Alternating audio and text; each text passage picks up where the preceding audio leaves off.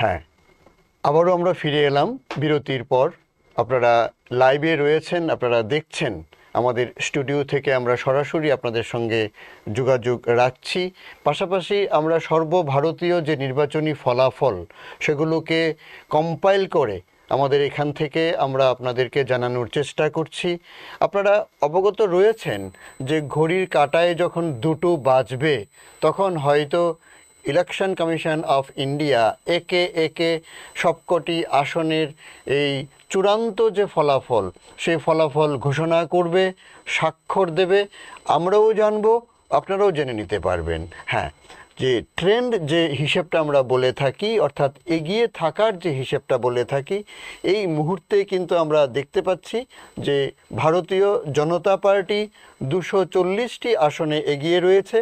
INC Indian national Congress এগিয়ে রয়েছে 94টি আসনে এগিয়ে রয়েছে।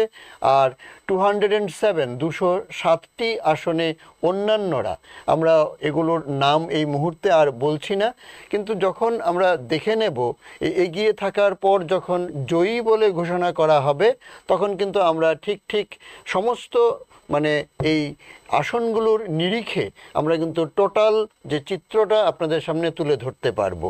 হ্যাঁ, আরেকটা বিষয় আপনারা অবগত রয়েছেন যে এই লোকসভা নির্বাচনের পাশাপাশি আমাদের দেশের বেশ কয়েকটা রাজ্যের বেশ কিছু আসনের, বিধানসভা আসনের কথা বলছি, সেগুলোতে কিন্তু উপনির্বাচন হয়েছে। হ্যাঁ, এই উপনির্বাচনের ফলাফল অবশ্যই কিছু কিছু ক্ষেত্রে কিন্তু তারও বিশেষ প্রভাব রয়েছে এবং তার প্রতিক্রিয়াও রয়েছে। হ্যাঁ, আপনারা দেখতে পাচ্ছেন বা জেনে নিয়েছেন যে এই উপনির্বাচনগুলো যে হয়েছে তার ফলাফল কিন্তু আমরা অনেক সময় এই লোকসভা নির্বাচনের রেজাল্টের চাপা পড়ে ওগুলো আমরা তেমনভাবে আপনাদের সামনে তুলে ধরতে পারি না। কিন্তু এই বিটিভি ত্রিপুরা যে প্রয়াসটুকু নিয়েছে, আমরা চাইছি আপামর জনসাধারণের ঘরে পৌঁছে যেতে, আপনাদের খুব কাছাকাছি পৌঁছে যাওয়ার জন্যে আমাদের এই প্রয়াস আমরা জারি রাখছি। আমরা আশা করছি যে আমরা অদূর ভবিষ্যতে আপনাদের সব রকমের চাহিদা আমরা মেটাতে পারবো বলে আমাদের ধারণা রয়েছে। হ্যাঁ, যে কথাটা বলছিলাম যে উপনির্বাচনের কথা, অবশ্যই আপনারা একে একে জেনে নিতে পারেন যে পার্টিকুলার কোন রাজ্যে, কোন বিধানসভা কেন্দ্রে কোন প্রার্থী এই মুহূর্তে এগিয়ে রয়েছেন। আমরা একটু সময় নিয়ে আমরা কিন্তু এই সর্বভারতীয় চিত্রের পাশাপাশি এগুলোও সংগ্রহ করে নিয়েছি। শুনে নিন তবে বিহারের যে আগেয়ন যে কেন্দ্রটা রয়েছে, যার 195 যে কেন্দ্রের নম্বর, কনস্টিটিউশন নাম্বার, আমরা যেমন বলে থাকি রামনগর 7, ঠিক তেমনি সেটা হচ্ছে আগেয়ন 195। সেখানটায় শিবপ্রকাশ রঞ্জন, উনি কিন্তু সিপিআইএমের প্রার্থী। উনি যদিও সিপিআইএমএল লিবারেশন তার প্রার্থী, উনি কিন্তু অনেকটা ভোটে এগিয়ে রয়েছেন, লিডিং পোর্শনে রয়েছেন। যাচ্ছি গুজরাটে। গুজরাটের যে বিজাপুর কেন্দ্র রয়েছে, 26 নম্বর বিজাপুর কেন্দ্র, সেখানটায় ডক্টর CJ সাবদা যিনি রয়েছেন, উনি বিজেপির প্রার্থী, উনি লিডিং রয়েছেন, এগিয়ে রয়েছেন।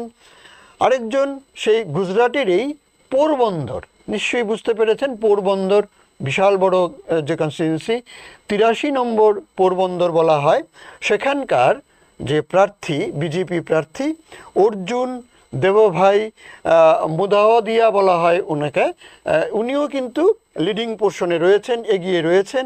বিজেপির আরও একজন প্রার্থী গুজরাটের যে মানবাদার যে কেন্দ্র, 85 নম্বর যে কেন্দ্র, সেখানে অরবিন্দভাই জিনাভাই লাদানি, উনি কিন্তু এগিয়ে রয়েছেন।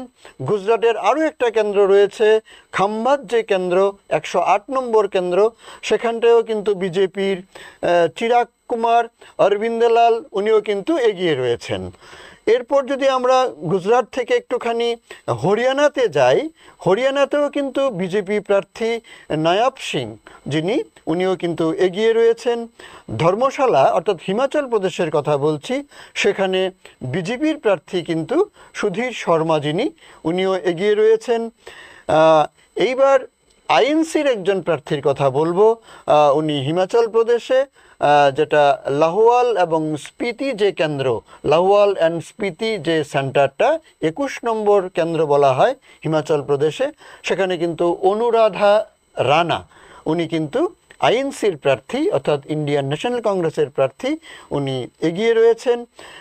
হিমাচল প্রদেশের আরেকটা কেন্দ্রের কথা বলছি, সুজানপুর 37 নম্বর কেন্দ্র, সেখানেও কিন্তু ইন্ডিয়ান ন্যাশনাল কংগ্রেসের প্রার্থী ক্যাপ্টেন রঞ্জিত সিং উনিও কিন্তু এগিয়ে রয়েছেন। হিমাচল প্রদেশের আরেকটা কেন্দ্রে যদি যাই, বারসার যে কেন্দ্রটা রয়েছে সেখানে কিন্তু বিজেপির প্রার্থী ইন্দর দত্ত লখনপাল উনি কিন্তু এগিয়ে রয়েছেন। আইএনসির আরেকজন প্রার্থী রয়েছেন রাকেশ কালিয়া, উনি হিমাচল প্রদেশের গাগ্রেট কেন্দ্রে কিন্তু উনি এগিয়ে রয়েছেন। হিমাচল প্রদেশের আরেকটা কেন্দ্রে ভোট হচ্ছে, সেটা হিমাচল প্রদেশের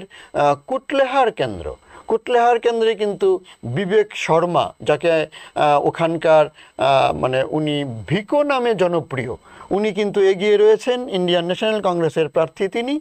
এবার চলুন হিমাচল প্রদেশ থেকে একটু ঝাড়খণ্ডে যাচ্ছি। ঝাড়খণ্ডের যে গান্ডে যে কেন্দ্রটা রয়েছে 31 নম্বর কেন্দ্র, সেখানে কিন্তু ঝাড়খণ্ড যে মুক্তি মোর্চা, যাকে আমরা JMM বলে থাকি, সেই JMM এর কল্পনা মুর্মু সোরেন উনি কিন্তু লিডিং করছেন অর্থাৎ এগিয়ে রয়েছেন।